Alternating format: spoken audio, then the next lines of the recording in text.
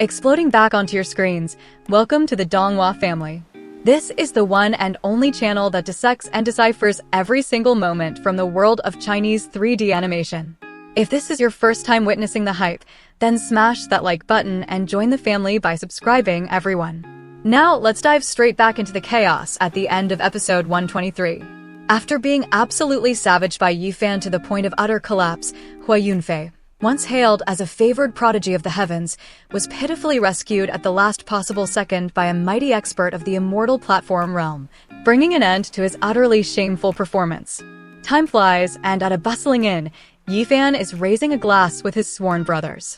Following the world-shaking battle that crushed Hua Yunfei, Yifan's legend has spread like a wildfire, engulfing the entire eastern wastelands. His name is now the hottest topic on everyone's lips. For this, his brothers are bursting with pride. But the true celebration begins when they learn that the great Dao wound, the very chains that once shackled Yifan, has been completely obliterated. Their joy is magnified tenfold. The future is once again an infinite, open road. In the midst of the roaring celebration, the waiter brings food. The irony is brutal: 5 warriors, but only 3 steamed buns. Fueled by the great Emperor Black Emperor's eternal gluttony, a ridiculously chaotic bun war erupts. On signal, the entire group descends like a pack of wolves. Only the great Emperor Black Emperor, the unluckiest soul on the team, is a fraction too slow, left to watch his prize vanish in sorrow. Enraged, he unleashes a theatrical roar of betrayal and threatens to bite them all, sending Yifan and the others into fits of laughter. But that joy shatters in an instant. At that very moment, in a dark corner of the world, a disaster was unfolding. For reasons unknown, little Nian Nian has fallen into the clutches of the Yin-Yang cult. Though captured, she still grips the bracelet Yifan gave her. Through that fragile thread of divine sense, the cheerful Yifan freezes mid-laugh. The smile on his lips turns to ice. From the depths of his eyes, a cold, killing flame erupts, and the very temperature in the room plummets. He knows. The little girl is in mortal danger.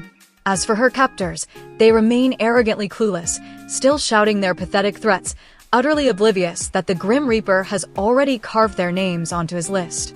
Back at the inn, the joyous atmosphere vanishes, replaced by a deathly silence as Yifan delivers the terrible news. Every face hardens into a mask of stone, their killing intent so thick it feels like it could suffocate. Without a second's delay, the group gathers to forge a rescue plan. After a swift discussion, the missions are assigned. Time is running out. Following the divine sense, Yifan becomes a phantom, homing in on the demonic lair of the Yin-Yang cult. The air here is a toxic brew of blood and resentment. The faint, desperate cries of children echo from the cave's abyss. He becomes a living arrow, tearing through a sea of fire and smashing into their stronghold. In an instant, he sees her, little Nian Nian, alone in a corner. He teleports to her side, takes her hand, and makes a solemn vow to unleash hell upon this place and bring her home safely. But just as he appears, the master of this den of evil reveals herself, the saintess of the Yin-Yang cult. Seeing Yifan, she lets out a ghostly, mocking laugh. Unfortunately for her, she has just sealed her own doom. A fiery war of words ignites, and immediately after, the great battle erupts. Yifan becomes a golden comet, soaring into the air and unleashing a world-ending sword strike that rips through the darkness. Faced with this cataclysmic power, the saintess merely flicks her staff. A yin-yang diagram materializes and effortlessly dissolves the attack. Instantly, they collide. A battle of gods and demons unfolds.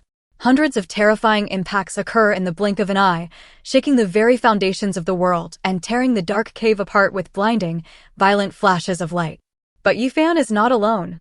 From the heavens, like a descending god of war, Peng Bo crashes down. The very ground screams as he lands, a crater forming under his feet. He doesn't just charge. He becomes a human battering ram of immense momentum, sweeping through the cult's minions like a tiger slaughtering sheep. However, the Yin-Yang Saintess is terrifyingly powerful. Even Yifan is not her match. Soon, Both he and Pang Bo are forced back, desperately defending against her bizarre, demonic arts.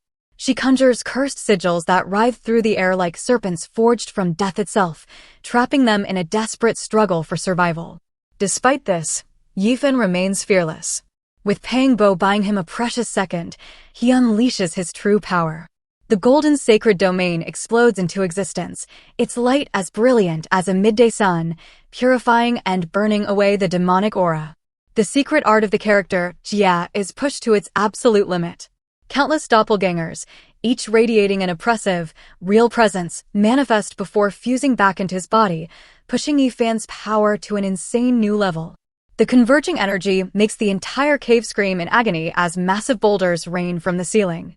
Wielding a blazing golden sword that seems to hold the sun's core, he shoots into the sky.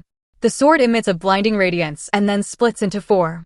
Immediately after, the four swords merge into one, forming the universe's final judgment condensed into a single, unstoppable point of light that stabs straight into the Saintess's yin-yang formation, cracking it before it shatters into nothingness. Seizing the opportunity, Yifan attacks, his sheer power terrifying her. Seeing her doom, she uses the yin-yang diagram to tear open a spatial passage to escape. But there is no escape from Yifan's wrath. He and Pang Bo are on her like shadows of vengeance, determined to deny her any path to survival. A relentless barrage of destructive attacks lights up the sky. Finally, with one cataclysmic sword strike, Yifan shatters her staff and obliterates her physical body into dust. But to their absolute horror, this was not her true body, it was merely a clone. The brief moment of victory turns to ash in their mouths. A chill far colder than the Saintess's attacks runs down their spines. Realizing the true danger, they must get little Nian Nian out immediately, while also rescuing the other innocent children trapped in this hell. The battle in this dark place has finally ended. But what new horrors await Yifan in episode 125? The true enemy is still hiding in the shadows, infinitely more dangerous. Could this be the beginning of an even greater, more sinister conspiracy? Follow the Donghua family YouTube channel to find out. Hello and see you again.